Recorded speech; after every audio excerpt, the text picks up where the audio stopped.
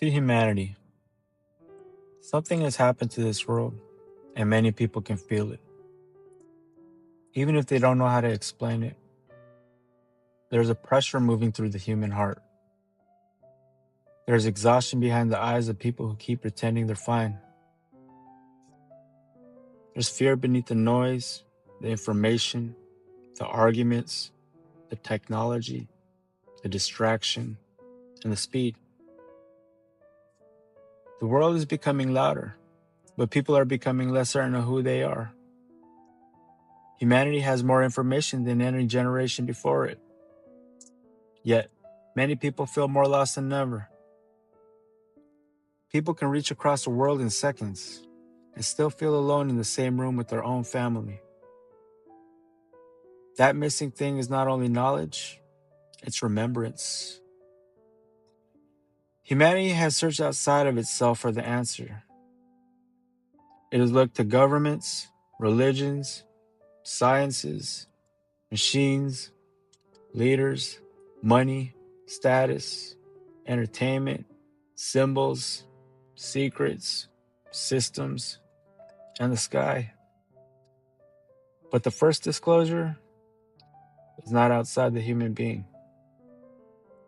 Humanity forgot what is looking through the human eyes.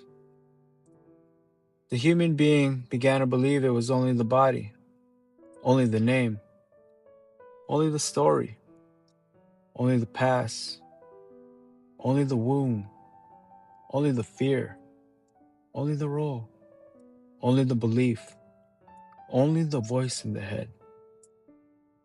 But the one who notices all of these cannot be limited to any one of them. This is the beginning of correction. A person says, my body. A person says, my thoughts, my past, my fear, my life. But who's the one saying my? Who's the one aware of the body? Thought, the memory, fear, and the life story. The world trained the human being to answer too quickly. It taught people to say, I'm this person, I'm this body, I'm this name, I'm this history, I'm this success, I'm this failure, I'm this belief. But before all of that, something is aware. A thought appears and something notices it. And if a thought can be observed, then the true viewer is deeper than the thought. A thought can appear in the mind the way a sound appears in a room. The room holds a sound, but the room is not the sound. In the same way, awareness can notice a thought without being trapped inside it. The mind is useful. It remembers, compares, organizes, protects, plans, speaks, learns, and helps the body move through the world. But the mind is not the highest identity.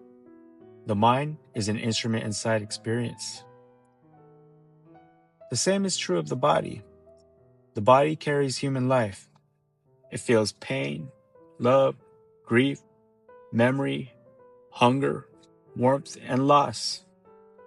It lets a person hug a child, speak truth, cry in silence, work with the hands, and walk upon the earth. The body matters. The pain matters. Love matters. Choice matters. Harm matters. Consequence matters. But the body is not the final identity.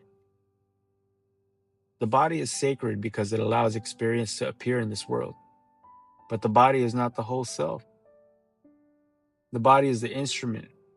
The awareness experiencing through the body is deeper than the instrument. This is why humanity is in crisis. The world has taught the character to forget the viewer. A person can become so identified with the character that every insult feels like death. Every disagreement feels like war. Every loss feels like annihilation. Every belief becomes a wall. and every difference becomes a threat. This is the root of ego. Ego is false separation. It says, I am separate from the whole. I must defend this identity at all costs. I must win. I must be right. I must possess. I must control. I must survive as this image. Ego turns the body into a prison, religion into ownership, knowledge into superiority, love into possession, fear into obedience, and systems into cages. The physical world is a structured dream. It is meaningful inside experience, but it's not the final identity of the one experiencing it. A person can cry during a movie and still know they're still sitting outside the screen. The story matters because it's felt, but the viewer isn't the actor on the screen. And in the same way, the human life matters deeply, but the character is not the whole self. This is difficult because the character feels real. The body feels hunger, the heart feels loss, the mind remembers pain, the world responds to the face, name, job, family, past, and identity. The character is convincing because experience has to feel real in order to teach. If nothing feels real, love couldn't be learned. If love meant nothing, if pain meant nothing, compassion wouldn't matter. If choice had no consequence, wisdom couldn't grow. Forgetting became the wound. But inside the wound was also the classroom. Humanity entered experience deeply enough to learn what love is and what love is not. Love could not remain only an idea. It had to become known through life, loss, longing, care, sacrifice, forgiveness, boundaries, and return. The world isn't calling humanity to escape life. It's calling humanity to remember while alive. Don't wait for death to reveal what their heart is already being asked to know. Death alone doesn't wake you up. Remembrance must begin here, inside the body, inside the family, inside this world, inside the present moment. Disclosure doesn't begin in the sky. You're not going to find it in government files or AI, temples, symbols, or secret programs. The first disclosure begins with the watcher behind the eyes. This is why humanity has to be careful with every outer disclosure that comes after this. If humanity receives truth while trapped in fear, it'll turn truth into panic.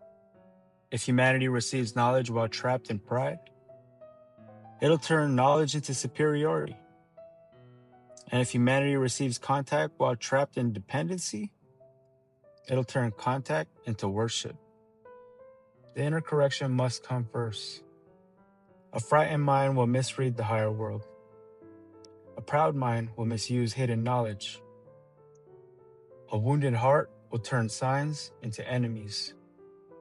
The correction begins when the human being stops abandoning the inner bridge. Truth and love must return together. Logic must return to love. Knowledge must return to wisdom. Science must return to humility. Religion must return to source. Technology must return to service.